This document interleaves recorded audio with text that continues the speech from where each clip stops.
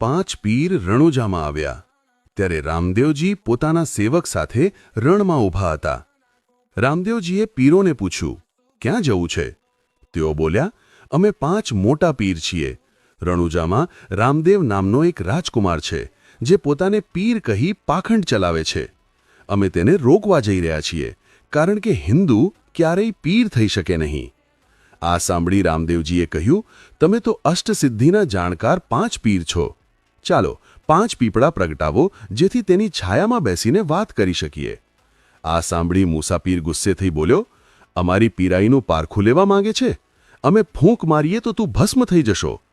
ત્યારે રામદેવજીએ પરચો કર્યો અને ત્યાં જ 5 પીપળા ઉત્પન્ન કરી દીધા. પીરોને ત્યાં બેસાડ્યા અને પોતાની ઓળખાણ આપી. ત્યારબાદ રામદેવજીએ કહ્યું, પીરજી, હવે ખરલ અને સોટા કાઢો. હું અફીણનો ગોટો લાવ્યો છું.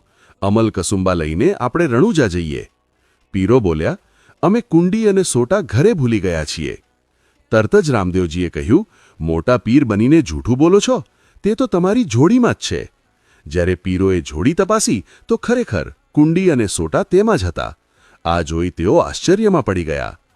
રામદેવજીએ અમલ તૈયાર કર્યો અને સૌ સાથે રણુજા તરફ આવ્યા. ત્યાં પહોંચતા ખબર પડી કે સાપ કરડવાથી એક છોકરો મરી ગયો છે. રામદેવજીએ પીરોને કહ્યું, આ છોકરો મારો સાથીદાર છે, તેને સજીવન કરો.